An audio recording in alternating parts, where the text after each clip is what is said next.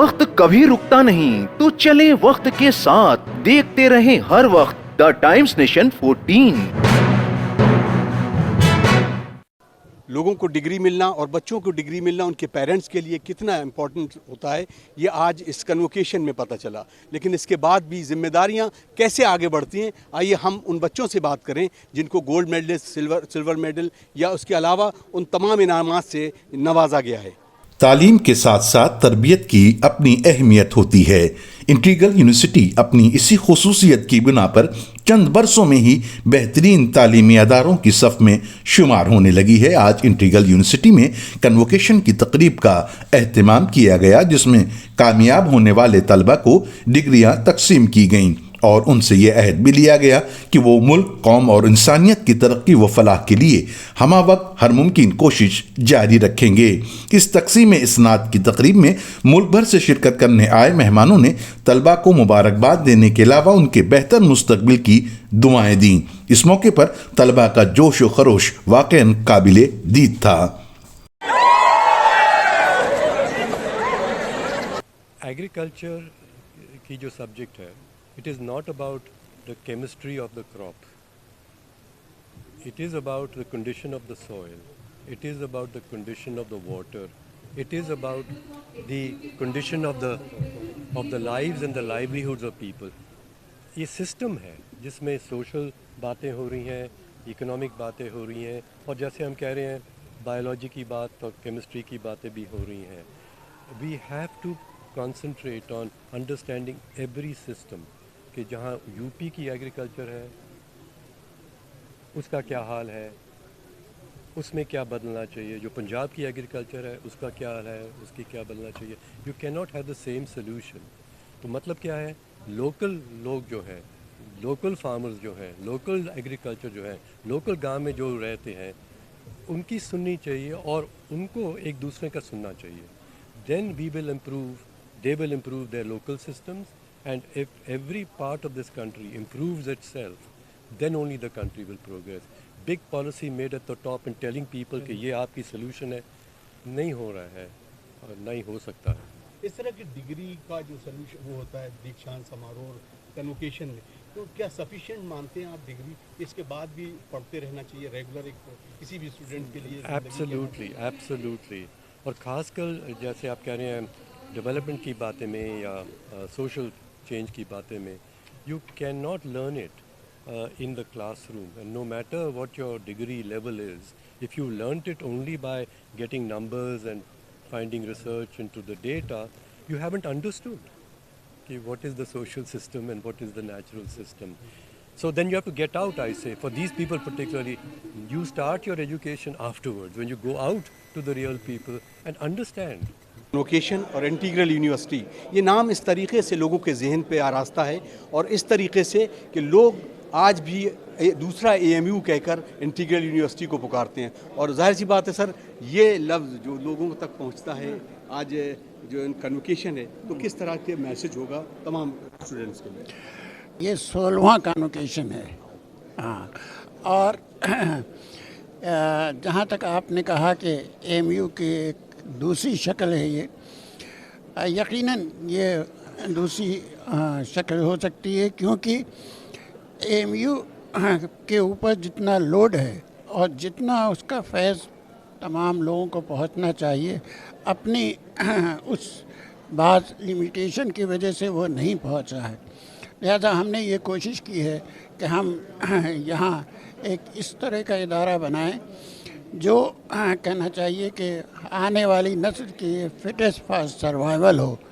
और हम समझते हैं कि हम बड़ी हद तक इसमें कामयाब हैं, लेकिन उसके बावजूद भी हमें आप सब लोगों का कोऑपरेशन और कंट्रीब्यूशन दामे दर में सखने चाहिए, ताकि हम अपने अल्टीमेट टारगेट को अचीव कर सकें। सर, एक चीज़ है, जब कोई चीज़ का कोई इंसान ख्वाब देखता है तो उसकी ताबीर का इंतज़ार भी करता है। तो अभी वो कौन सी चीज़ें हैं कि जो ख्वाब की शक्ल में आप जानते हैं कि ये चीज़ भी होना चाहिए इस यूनिवर्सिटी में जो मुकम्मल हो जाए? मैं समझता हूँ कि इंटीग्रल का नाम टॉप मोस्ट एजुकेशनल इंस्टीट्यूशन की सफ़ में आना ही एक मेयार नहीं है, बल्कि अगर हम उससे भी आगे बढ़ जाएं और हिंदुस्तान के लेवल पर इस इदारे का सबसे पहला नाम लिया जाए तो शायद वही हमारा ख्वाब है। और उम्मीद है कि शायद इस ख्वाब की ताबीर भी अगर सेहत और ज़िंदगी रही तो शायद मुस्तकबिल में देखने को मिलेगा। इंशाल्लाह। बहुत शुक्रिया सर। तो बुलंदियों पे पहुंचना कोई कमाल नहीं, बुलंदियों पे ठहरना कमाल होता है। शायद इंटीग्रल यूनिवर्सिटी का नाम दूसरा एएमयू कहना गलत ना होगा, क्योंकि इंटीग्रल यूनिवर्सिटी के जो तलबा हैं वो पूरी दुनिया में इसी कामयाबी के साथ आगे बढ़ रहे हैं। देखिए, मैंने बहुत कॉन्वोकेशन देखे हैं और आज का कॉन्वोकेशन जो है, जैसे हाई स्टैंडर्ड्स इंटीग्रल यूनिवर्सिटी के हैं उसी के डायरेक्शन में आज का कॉन्वोकेशन जो है बहुत ही कारगर और बहुत ही उम्दा, बिल्कुल टाइमली, और मैं कहता हूँ कि बिल्कुल फ्लॉलेस। तो हमारे बच्चों को यही कोशिश होनी चाहिए कि जो अल्मा मैटर से सीखते हैं उसी का काम और जो लेसन्स यहाँ सीखे हैं वो कारगर रखें, और यही अगर काबिलियत हासिल करेंगे तो कामयाबी ज़रूर मिलेगी। सर, रिसर्च और एनालिसिस के बारे में बात होती है। यूनिवर्सिटी का नाम तो रिसर्च पे ही होता है, और मैं देखता हूँ कि कारगर जो इश्यूज़ हैं कंट्री की, उस पर रिसर्च हो रहा है इंटीग्रल यूनिवर्सिटी में, और ये बहुत ही अच्छा कदम है। देखिए, किसी भी शोबे में जहाँ पढ़े लिखे लोग जा रहे हैं वहाँ कंपटीशन बहुत है, और बेरोज़गारी पढ़े लिखे लोगों में हाईएस्ट है हिंदुस्तान में। हालांकि नौजवानों का मुल्क है, सबसे ज़्यादा नौजवान आबादी में हमारे मुल्क में है, लेकिन सबसे ज़्यादा बेरोज़गारी भी पढ़े लिखे नौजवानों में। तो कंपटीशन बहुत है, तो मेहनत बहुत करनी पड़ेगी, और ख़ास तौर से स्किल्स जो है, एकेडमिक अचीवमेंट तो एक जगह पर है, हुनर जो है, चीज़ों को कैसे किया जाए उसके बारे में अगर वो सीखेंगे और कॉम्पीट करेंगे तो मुझे लगता है कि आगे निकल जाएंगे। कई मैदान है जहाँ पर इनको कोशिश करना चाहिए। Civil services is one of the best areas. तो जो टैलेंटेड स्टूडेंट्स हैं, गोल्ड मेडलिस्ट, फर्स्ट क्लास वाले, टॉपर, इन सबको कोशिश करना चाहिए कि सिविल सर्विसेज में जिस हद तक जा सकते हो मेहनत करें, क्योंकि वहाँ पर जाके आप खाली अपना काम नहीं करते, अपनी फैमिली को आगे नहीं बढ़ाते, सैकड़ों हज़ारों दूसरे गरीबों की आप दस्तगिरी करते हैं। और बहुत से सेक्टर्स हैं, इंजीनियरिंग के हैं, आर्टिफिशियल इंटेलिजेंस का है, ये सब इमर्जिंग एरियाज़ हैं, इसमें जाने की कोशिश करना चाहिए। कोशिश करते रहने चाहिए, कोशिश करने वालों की कभी हार नहीं होती। हो सकता है वक्त लगे, बट ऊपर वाले ने हर आदमी के लिए कुछ ना कुछ जो है डिसाइड कर रखा है, मुकर्रर है, और टाइम लगेगा, पेशेंस चाहिए और बहुत सारे एफर्ट चाहिए, और मुझे लगता है सबके साथ मिल के चलना चाहिए। मिल के चलने का ज़माना है, कंपटीशन का ज़माना नहीं है, कोलैबोरेशन का ज़माना है। बड़ी बड़ी ऑटोमोबाइल कंपनीज आपने देखा होगा कोलैबोरेशन में काम कर रही हैं, मारुति है, टोयोटा है। तो मैं यही कहूँगी कि सबको लेके साथ चलिए तो कामयाबी हमेशा आपके कदम चूमेगी। कैसे फीमेल के अंदर एंटरप्रेन्योरशिप को डेवलप किया जाए, और खास तौर से मुस्लिम? इसके लिए तो खास करके फैमिली से लेके सोसाइटी को इस चीज़ को एक्सेप्ट करना पड़ेगा कि फीमेल्स को हमें प्रमोट करना है, पैसा कमाने के लिए नहीं, उनको स्ट्रांग बनाने के लिए, इकोनॉमिकली इंडिपेंडेंट बनाने के लिए, और ज़िंदगी के हर मसले को फेस करने के लिए उन्हें हमें आगे बढ़ाना है ताकि वो हर मसले को फेस कर पाएँ। अच्छा, आज जो डिग्री मिली है वो क्या किया है? जो masters in science and biotechnology, silver medalist, 9.8 CGPI। चलिए, बहुत मुबारकबाद और आपकी फैमिली को। लेकिन अब जिम्मेदारियां यहाँ से शुरू होती हैं। कभी कभी डिग्री मिलने के बाद खुश तो हुआ जाता है, लेकिन उसके बाद खास मुल्क के लिए, अपने देश के लिए अब क्या करना है? फ्यूचर प्लानिंग है कि साइंटिस्ट बन के देश को सर्व कर सकूं।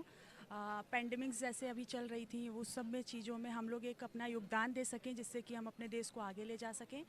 और दूसरी चीज़ है कि ये तो हमारा सेकंड प्रायोरिटी है। फर्स्ट प्रायोरिटी एक अच्छा इंसान बनना, जो कि मैं प्रायोरिटी रखना चाहती हूँ अपना, कि आप सक्सेस होइए लाइफ में, वो एक सेकंड प्रायोरिटी होनी चाहिए। आपकी फर्स्ट प्रायोरिटी होनी चाहिए कि आप लाइफ में एक अच्छे इंसान बनिए, और आप अच्छा इंसान बनेंगे तभी आप अपने से जो छोटे लोग हैं उनको एक सीख दे पाएंगे। रोल मॉडल कौन है जिंदगी का?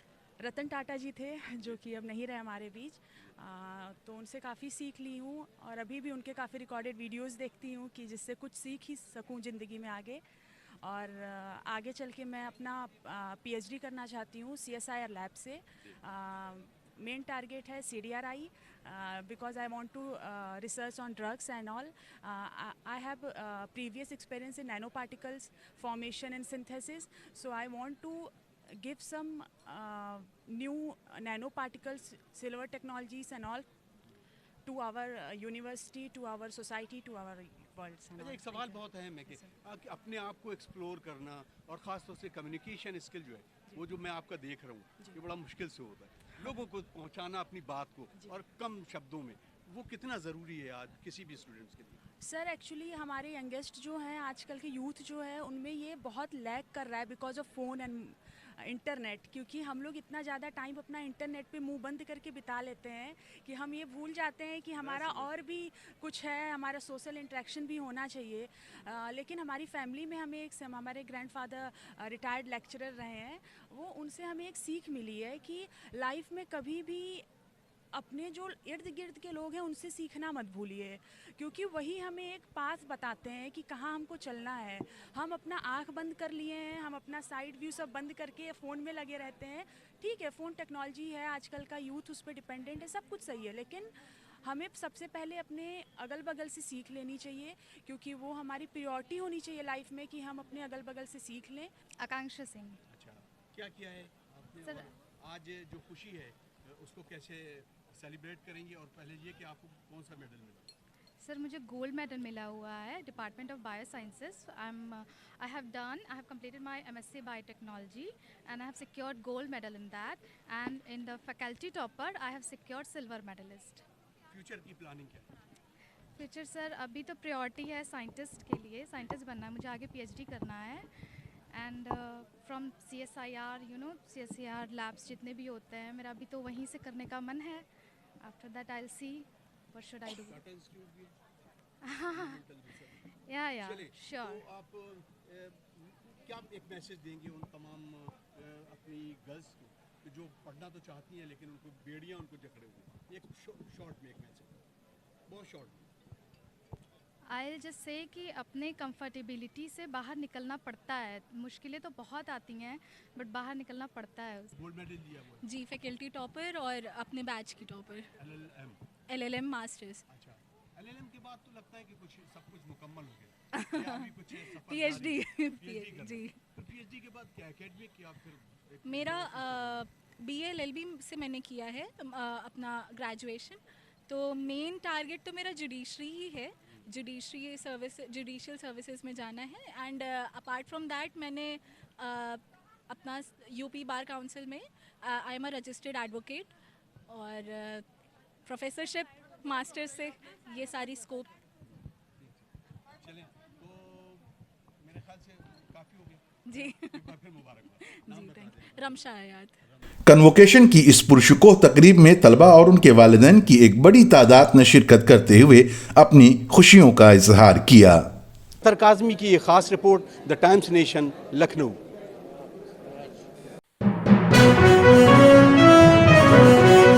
देखते रहें हर वक्त द टाइम्स नेशन 14।